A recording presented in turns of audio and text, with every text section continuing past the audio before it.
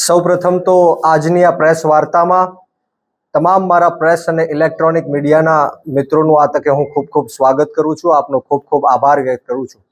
આજની આ પ્રેસ વાર્તામાં મારી સાથે એસેપના પ્રમુખ ધાર્મિકભાઈ માથુકિયા અને હું ગુજરાત પ્રદેશ યુવા પ્રમુખ આમ આદમી પાર્ટી બ્રિજરાજ સોલંકી. વાત એ કરવાની છે કે જે રીતના આ દેશની અંદર નીટનો પેપર લીક થયો અને એના કારણે નિર્દોષ 22 કરતાં પણ વધારે વિદ્યાર્થીઓએ આત્મહત્યા કરી. ત્યારબાદ કોકરોચ જનતા પાર્ટીના આંદોલન થકી ધર્મેન્દ્ર પ્રધાનનું ગઈકાલે જ રાજીનામું આવ્યું. ત્યારે હું દેશના તમામ યુવાનો, વિદ્યાર્થીઓ, તમામ લોકોએ જેમણે આ આંદોલનમાં સહભાગી બનીને આ આંદોલનને મજબૂત કરવાનું કામ કર્યું, એ તમામ લોકોને આ તકે હું ખૂબ ખૂબ અભિનંદન પાઠવું છું, આભાર વ્યક્ત કરું છું. संघर्षों के साए में इतिहास हमारा पलता है, जिस और जवानी चलती है उस और जमाना चलता है. આ જીત ભારત દેશની લોકતંત્રની જીત છે. આ જીત ભારત દેશના સંવિધાનની જીત છે અને આ જીત ભારત દેશના યુવાનોની, વિદ્યાર્થીઓની અને જેન ઝીની જીત છે. ત્યારે જે લોકોએ આ આંદોલનમાં સોશિયલ મીડિયાના માધ્યમથી કે ગ્રાઉન્ડ ઝીરો ઉપર આખા દેશની અંદર વિરોધ પ્રદર્શન નોંધાવ્યું, જે લોકોએ આ મહાયજ્ઞની અંદર પોતાની જાતની આહુતિ આપી, એ તમામ લોકોને આ તકે હું આમ આદમી પાર્ટી ગુજરાત પ્રદેશના યુવા પ્રમુખ તરીકે વંદન સાથે અભિનંદન પાઠવું છું, એમના ચરણોમાં નતમસ્તક વંદન કરું છું.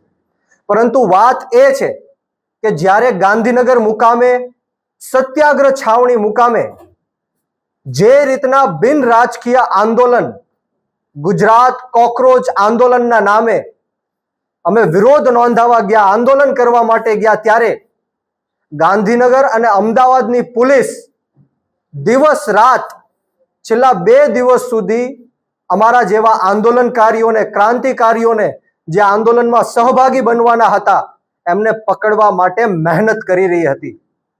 ભારતીય જનતા પાર્ટી ગુજરાત સરકારના ગૃહમંત્રી હર્ષ સંઘવીના ઈશારા ઉપર અમને ડિટેન કરવામાં આવ્યા અને જે રીતના ત્યારબાદ આપ સૌએ જોયો હશે કે મીડિયાના માધ્યમથી એઆઈ ઓડિયો, મારો અને ધાર્મિકભાઈ માથુકિયાનો જે રીતના ફેક એઆઈ ઓડિયો આ ભારતીય જનતા પાર્ટીની આઈટી ટીમે જે વાયરલ કર્યો છે, એ ઓડિયો સાંભળીને તમામ લોકોને ખ્યાલ આવી ગયો, નાના છોકરાઓને પણ ખ્યાલ આવી જાય કે અવાજ મારો નથી, આ બનાવટી ઓડિયો છે.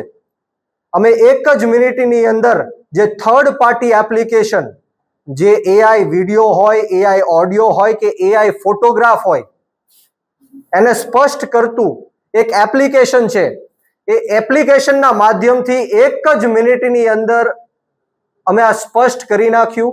અમે આ જનતા વચ્ચે મૂકી દીધું કે આ અમારો અવાજ નથી, આ એઆઈ થી બનાવેલો ઓડિયો છે. પરંતુ દુઃખની વાત એ છે કે ગુજરાતની અંદર 11 જેટલા મીડિયા જેમણે સ્પષ્ટીકરણ કર્યા વગર, ક્યાંય જાણ્યા કે જોયા વગર મને બદનામ કરવા માટે, કોકરોચ જનતા પાર્ટીના આ ગુજરાતના યુવાનોને બદનામ કરવા માટે, આ આંદોલનને કચડી નાખવા માટે આ જે કાવતરું રચવામાં આવ્યું છે, એ મીડિયાના લોકોએ પણ સ્પષ્ટીકરણ કર્યા વગર મીડિયા સમક્ષ મૂક્યું છે. એ મીડિયા કર્મીઓને મારી નમ્ર અપીલ છે, વિનંતી છે, એક રિક્વેસ્ટ છે કે તમે તાત્કાલિક ધોરણે અમને જાણ કરો કે આ ઓડિયો તમારી પાસે ક્યાંથી આવ્યો, તમને કોણે આ ઓડિયો મોકલ્યો. શું હર્ષ સંઘવી આ ઓડિયો તમને મોકલ્યો? બીજેપીના આઈટી સેલે તમને આ ઓડિયો મોકલ્યો? અમારે જાણવું છે કે તમારી પાસેથી આ ઓડિયો ક્યાંથી આવ્યો. અને તમામ લોકો, જેટલા પણ મીડિયાએ આ ફેક એઆઈ ઓડિયો પોતાના ન્યૂઝ ચેનલના માધ્યમથી ચલાવ્યો છે, એમને મારી રિક્વેસ્ટ છે કે તાત્કાલિક ધોરણે આ જે ખોટી ખબર છે, આ જે ફેક એઆઈ ઓડિયો છે, એને પાછો ખેંચી લેવામાં આવે, એને ડિલીટ કરી નાખવામાં આવે. બીજી બાજુ અમને જણાવવામાં આવે કે આ ઓડિયો તમને કોણે મોકલ્યો છે, નહીતર આવતી 24 કલાકમાં, આવનારી 24 કલાકમાં હું લીગલ એક્શન પણ લેવાનો છું. હાઈકોર્ટ અને સુપ્રીમ કોર્ટ સુધી જવું પડે તો પણ અમારી જવાની તૈયારી છે. અને ખાસ કરીને આ ભારતીય જનતા પાર્ટીના ઈશારે પોલીસે મને ડિટેન કરીને રાખ્યો. અંદાજિત 8 થી 9 કલાક સુધી મને ગોંધી રાખવામાં આવ્યો. મારા ઉપર પ્રેશર કરવામાં આવ્યું. મને ડરાવવા ધમકાવવાની કોશિશ કરવામાં આવી કે આ ઓડિયોના માધ્યમથી તમારી ઉપર રાજદ્રોહનો કેસ લગાડશું, તમે જીવનભર જેલમાં સડશો, તમને ગુજરાતની બહાર કાઢી મૂકશું. આ રીતના ધાક ધમકીઓ આપીને મને ડરાવવાની અને ધમકાવવાની કોશિશ કરી. પરંતુ આપના માધ્યમથી આ ગુજરાત રાજ્યના ગૃહમંત્રી હર્ષ સંઘવીને કહેવા માંગુ છું કે આમ આદમી પાર્ટીના અનેક નેતાઓ ઉપર તમે આવી રીતના ખોટા કેસ કર્યા, જેલમાં નાખવાના પ્રયત્ન કર્યા, તમે આવા એઆઈ ઓડિયો બનાવ્યા, એઆઈ વિડીયો બનાવ્યા, એઆઈ ફોટોઝ બનાવ્યા. પરંતુ હવે ગુજરાતના યુવાનો જાગી ગયા છે, ગુજરાતની જનતા જાગી ગઈ છે. હું આપ સૌને કહેવા આવ્યો છું કે આવા અનેક પ્રયત્નો ભવિષ્યમાં પણ થશે. ભારતીય જનતા પાર્ટી જો ડરતી હોય તો એ આમ આદમી પાર્ટીથી ડરે છે, અને ભારતીય જનતા પાર્ટી હારશે તો એ આમ આદમી પાર્ટીથી જ હારશે. એ ખ્યાલ હર્ષ સંઘવીને આવી ગયો છે. એટલા માટે આવા કાવતરો રચવા પડે છે. હું એમને કહેવા માંગુ છું કે આવા કાવતરો કરવાથી આમ આદમી પાર્ટીનો કાર્યકર્તા હોય કે નેતા હોય, કોઈ ડરવાનો કે ગભરાવાનો કે ધમકાવવાનો નથી. અમે તમારી આ તાનાશાહી અને હિટલરશાહી સામે આવનારા દિવસોમાં ખૂબ મજબૂતાઈથી લડવા માટે જઈ રહ્યા છીએ.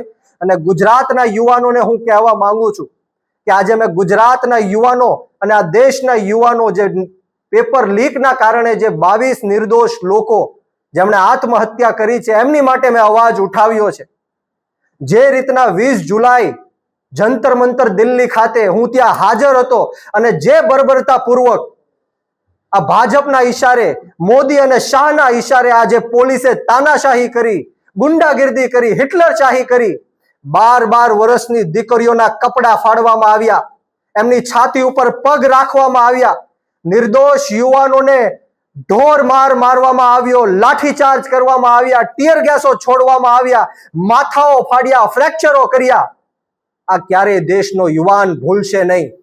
દેશનો યુવાન અત્યાર સુધી સૂતો હતો, પરંતુ આ આંદોલન થકી અત્યારે દેશનો યુવાન જાગી ગયો છે. તમારી તાનાશાહી સામે, તમારી ગુંડાગીર્દી સામે અને હિટલરશાહી સામે અમે ઝૂકવાના નથી, ડરવાના નથી, ગભરાવાના નથી. અનેકો વાર મને જેલમાં નાખવાના પ્રયત્ન કર્યા.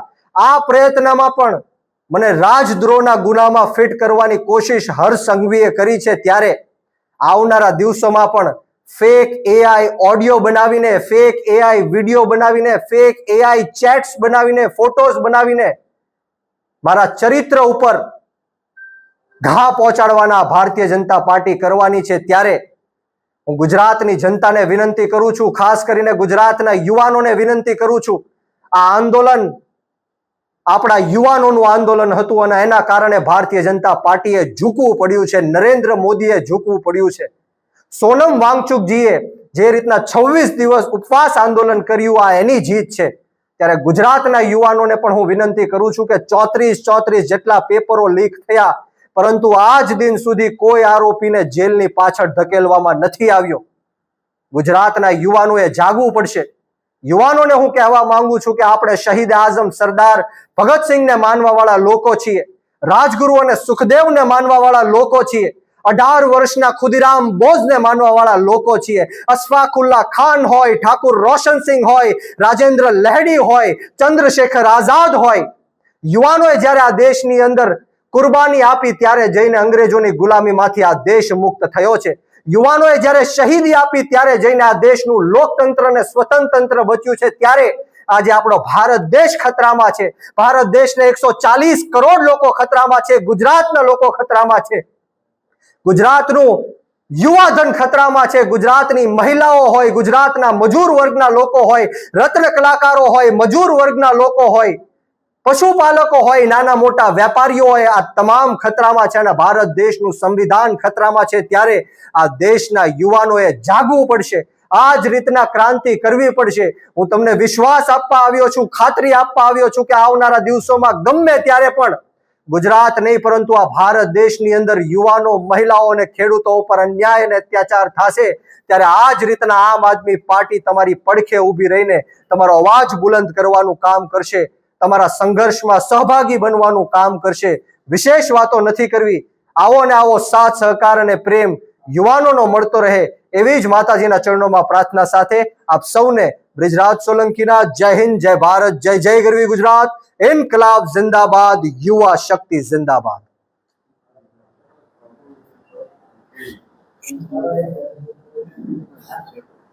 Right.